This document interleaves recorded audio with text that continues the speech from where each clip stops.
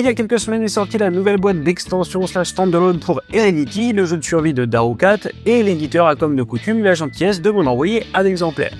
Alors Heredity, on en a déjà beaucoup parlé sur cette chaîne, donc je ne vais pas vous refaire le pitch. L'idée de cette vidéo, ça va être de se demander pour qui est fait ce nouveau chapitre, les mioches, ce qu'il apporte, et bien sûr s'il vaut l'investissement. Avec toutes ces sorties successives, il est devenu difficile de parler d'Heredity sans être redondant ou sans révéler des morceaux de l'histoire. C'est pourquoi je vais diviser cette vidéo en deux parties bien distinctes. La première qui va se dérouler sur la table derrière moi, ça garantit 100% sans spoiler, et s'adressera donc plutôt à ceux qui ne connaissent pas du tout le jeu. La deuxième sera plus analytique mais contiendra des références à la boîte de base ainsi qu'à son arc narratif. Ne vous en faites pas, je vous préviendrai bien à l'avance, et puis de toute façon la vidéo est chapitrée. C'est parti.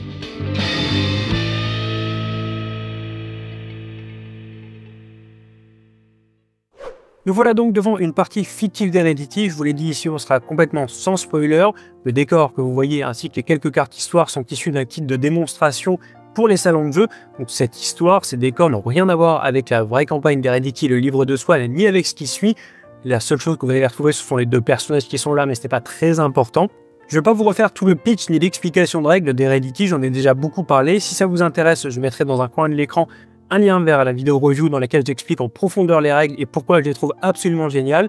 Ce que vous devez savoir à la limite, c'est qu'on est sur un jeu qui est coopératif, jusqu'à 4 joueurs, puisque normalement on a 4 membres de la famille. C'est narratif, on est dans un monde post-apocalyptique, où il y a une espèce d'énigme sur laquelle je ne dirai absolument rien. Et donc vous allez tout simplement dépenser des points d'action pour visiter des lieux, découvrir des lieux, et puis découvrir aussi une aventure, enquêter à l'aide d'un paquet narratif qui est là-bas un petit peu loin de mon bras, et que je vous montrerai tout à l'heure. Pour faire court, en fait, si vous voulez vous lancer ou si vous vous intéressez à Heredity, ce qui fait sa force, ça va être d'abord le fait qu'il est très visuel. Dans Heredity, il n'y a quasiment pas de règles, il suffit qu'une personne les élue pour que ça fonctionne bien, et tout va être visuel. Mon personnage, par exemple, mon brick, là, il a droit à 3 actions, il y a 3 jetons. Si je veux faire une action de déplacement, je mets un jeton sur le pied et je me déplace. C'est aussi simple que ça. Donc, rien que sur cet élément-là, on a à peu près tout ce qu'on a besoin de savoir, sachant que si je peux faire, par exemple, une action de prendre ici, de manipulation, je vais avoir un petit jeton de main qui est tout petit, mais j'ai de vous le montrer, si ça veut bien focus, mais je crois que oui, qui va être posé sur la carte. Donc tout est indiqué sur les cartes. Ici, je vois que j'ai 2 composants à récupérer si je veux sur cette case. Ici, je peux faire une manipulation. Si je fais une manipulation, j'irai chercher la carte numéro 62. Donc en fait, voilà, si une personne, celle qui va acheter les jeux, a quand même lu les règles, histoire de pouvoir expliquer les quelques combats qu'on va avoir, les quelques mécaniques un petit peu plus exceptionnelles. Pour vos invités, vos amis, votre groupe, c'est extrêmement intuitif, et donc c'est une des premières grosses forces du jeu. Je fais le même parallèle avec les objets. Là, vous voyez, j'ai trouvé des fleurs. Sur la gauche, ici, il y a un petit jeton sac à dos, une demi-icône, pardon, sac à dos. L'autre demi-icône se trouve sur mon personnage, donc je sais que je peux l'attacher là, et non pas de l'autre côté où vous trouvez différentes cartes d'équipement. Tout est vraiment limpide, et ça aide vraiment à s'immerger tout de suite.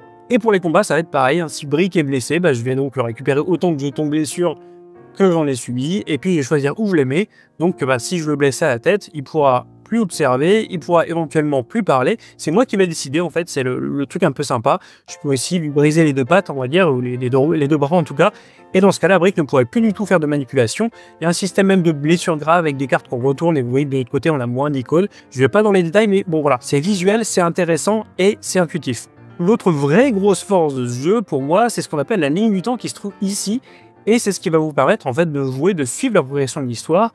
On a un sablier et une carte famille. Donc, quand le sablier est sur la carte famille, c'est à ma famille de jouer. Une fois qu'elle a joué, il faut que tous les joueurs ont fait leurs 3 actions, utilisé leurs 3 petits jetons ici. Et bon, on va avancer ce jeton. Et vous voyez que sur cette carte famille, comme sur la plupart des cartes, on a aussi ce qu'on appelle des encres. Là, il y en a une bleue, là, il y en a une jaune et une verte. Donc, si je croise un ennemi, je crois que j'en ai dans ce paquet de démo, si je vais croiser un ennemi, très logiquement, avec le morceau bleu qui se trouve à gauche là, je sais que je vais le mettre ici, côté droit de la carte. Donc je sais qu'une fois que je vais jouer, ce sera à l'ennemi de jouer. Ça c'est pratique, mais c'est pas ce qui est le plus fou. Ce qui est le plus fou pour moi, c'est la façon dont on va vous raconter l'histoire et vous laisser interagir avec l'histoire, avec des cartes qui souvent vont ressembler à ça. Vous allez avoir en haut une narration, une explication de ce qui est en train de se passer. Vous voyez que l'encre est verte, donc ça va à gauche. Et en fait, je vais avoir, une fois que cette carte est posée, en considérant que c'est mon tour, je vais avoir tout mon tour pour réagir à cette carte. Et cette carte, Donc ensuite, l'ennemi va jouer, et quand le sablier qui est arrivé au bout va revenir au début, va arriver sur cette carte, on va la retourner, et on aura la conséquence de l'action.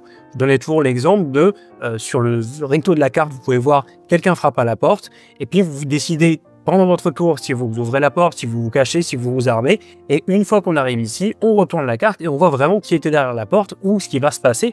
Donc on vous donne, si vous voulez, une espèce de d'aperçu de ce que vous allez, de ce qui se passe devant vous, de ce qui va se passer. On vous met vraiment dans la peau des personnages. Là, il y a une ombre qui se promène. Là, on entend un bruit. Là, il y a quelqu'un qui crie. Qu'est-ce que je fais? Je le décide là avec mon groupe, on discute. Et puis ensuite, par contre, évidemment, la carte va se retourner. On saura vraiment si on a bien fait ou pas. Mais c'est, encore une fois, je répète mes précédentes reviews, mais ça permet de ne pas avoir, vous savez, des cartes événements que vous tirez au hasard. Et puis, ah bah mince, vous êtes blessé. Ah mince, des monstres arrivent de partout. Là, les monstres, s'ils arrivent de partout, vous le saurez avant, en fait. Vous entendrez des grattements sous le plancher, ou la carte vous dira quelque chose comme ça.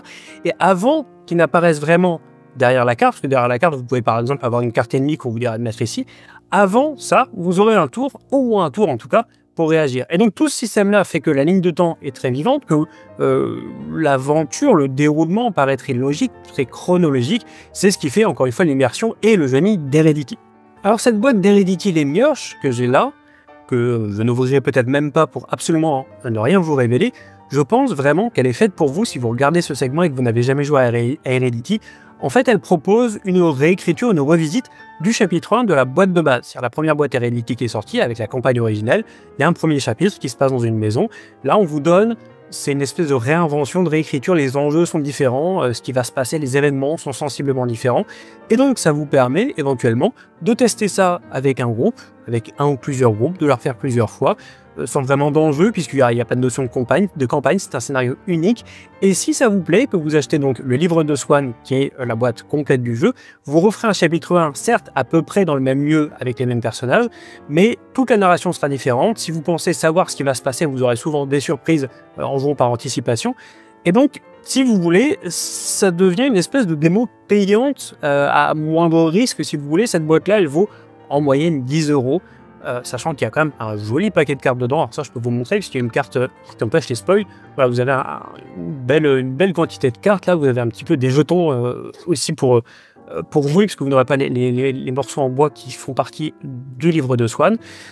Donc pour 10 €, si vous voulez, ça vous permet de vous mettre dans le bain, de tester cette histoire de ligne de temps, cette histoire d'action très ludique, très fluide, très visuelle, et puis de voir si ça convient à un groupe, puisqu'il y a des gens, malgré mon euphorie, et j'étais pas le seul, sur la naissance Heredity, il y a des gens à qui ça convient pas, tout simplement. Ce système de narration peut-être un petit peu rigide, ces combats qui sont un petit peu légers, c'est pas forcément fait pour tout le monde. Le seul bémol, donc, à mon sens, c'est que vous n'aurez pas les jetons en bois, que vous n'aurez pas les petits standees, les petits supports là en plastique pour tenir vos personnages, mais c'est assez négligeable, et je pense vraiment, sachant que c'est un jeu à campagne, sachant que c'est un jeu qui demande un petit peu d'investissement, qui demande de jouer de façon relativement rapprochée pour suivre l'histoire, ça permet vraiment de tester son groupe. C'est souvent le problème que moi j'ai en tout cas.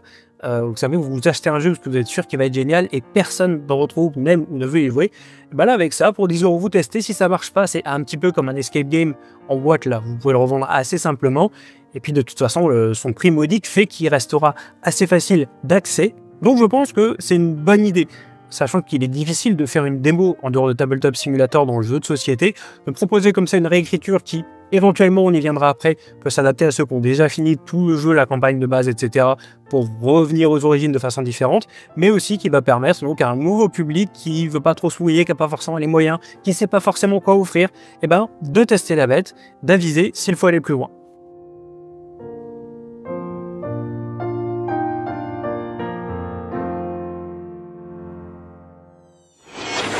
Attention, à partir de maintenant, je vais parler un peu plus précisément de ce qu'il y a dans la nouvelle boîte, et puis je vais aussi évoquer pas mal ce qui est déjà sorti. Ça va permettre à ceux qui possèdent déjà tout ou partie du matériel de savoir si les mioches vaut le coup.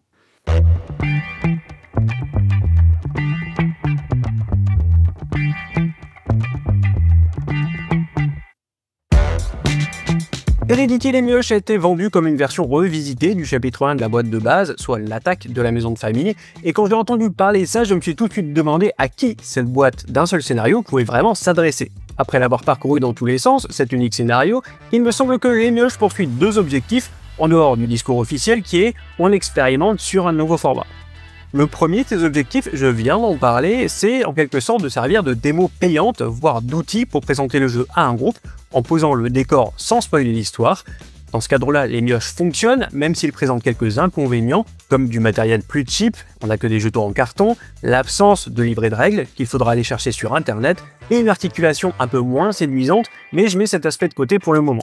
L'autre objectif, d'après moi, c'est d'une certaine façon de capitaliser sur le succès de la série et de faire patienter les fans quelques mois supplémentaires avant la sortie tant attendue d'un nouvel univers ou d'une campagne originale. Et de ce côté-là, le résultat est plus mitigé.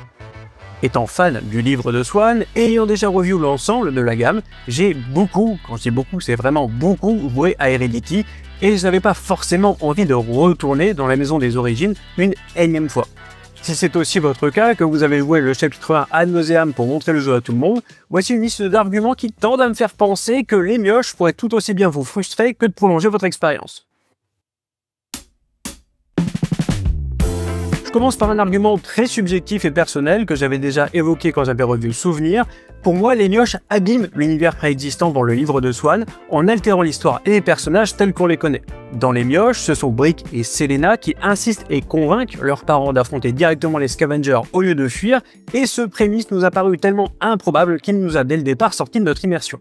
Dans cette réalité parallèle, ce seraient donc deux adolescents qui ont toujours vécu et grandi en autarcie, couvés par des parents allergiques au conflit. Ce seraient donc ces deux mioches qui voudraient prendre les armes contre une armée d'inconnus motorisés. Au-delà de ma réticence à accepter ce postulat de départ, celui-ci va évidemment altérer le gameplay. Dans les mioches, au-delà de petites variations scénaristiques, vous allez devoir beaucoup combattre, optimiser vos armes et gérer vos points de vie. Or la force des mécaniques d'Heredity ne se trouve pas forcément là, et je n'ai jamais été particulièrement happé par la profondeur du système de combat. J'ajoute que dans l'absolu, ce scénario n'apporte pas grand-chose narrativement. D'abord parce que la grande histoire vous est déjà connue, mais aussi parce que, comme dans Souvenir mais de façon encore plus marquée, l'absence de perspective, de suite, ce scénario se joue en one-shot uniquement, anéantit de fait une partie de l'intérêt du jeu. À quoi bon économiser des composants, chercher des objets cachés, ou même simplement débattre des événements à venir dans le cadre d'un scénario unique. Pour finir, toujours à l'image de Souvenir avec lequel j'avais tout de même été moins sévère, les auteurs vont une nouvelle fois abuser de ce que j'appelle les pirouettes narratives pour augmenter la tension et la durée de la partie. Durant notre session, on nous a demandé d'investir beaucoup de ressources et de temps à une tâche centrale, avant d'apprendre subitement qu'il fallait en fait faire autre chose, soit faire demi-tour en ayant perdu beaucoup de santé et d'énergie. Pourtant, Darukat a pensé aux vétérans pendant le développement de Les Mioches et à certains moments ça se ressent énormément. Bien que le début du scénario soit à mon goût un peu trop identique à l'original, très vite les auteurs vont jouer avec cette impression de déjà vu. Le fait de prendre des décisions par anticipation, en fonction de ce qui s'était passé dans le livre de Swan, sera à certains moments sévèrement puni, et on sent que les développeurs ont pris un malin plaisir à troller ceux qui voudraient speedrun ce chapitre.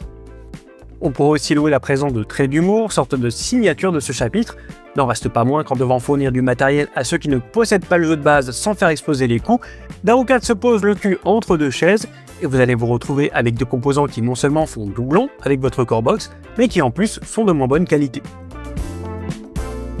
Pour 10 €, Les Mioches est la boîte parfaite à acheter si vous n'avez jamais essayé Heredity ou à offrir à un ami dont c'est le cas. Même si à mon avis ce chapitre sous-exploite ce qui fait la force du système, sur la narration et l'exploration, il n'en reste pas moins une démo solide, pleine d'humour et de surprises, tant qu'on ne lui impose pas la comparaison avec le reste de la gamme. Si vous possédez déjà tout ou partie de la campagne originale, m'est avis que vous pouvez sans trop de remords faire l'impasse sur cette version bis du chapitre 1 du livre de Swan et attendre sereinement l'arrivée d'un contenu original qui ne s'est que trop fait désirer. Ainsi se termine ce coup d'œil sur Heredity Les Mioches qui est déjà disponible en boutique. On se retrouve rapidement pour parler de coupage de tête, à la suite de quoi normalement je devrais avoir de très grosses adaptations vidéoludiques à vous proposer. D'ici là, portez-vous bien, salut!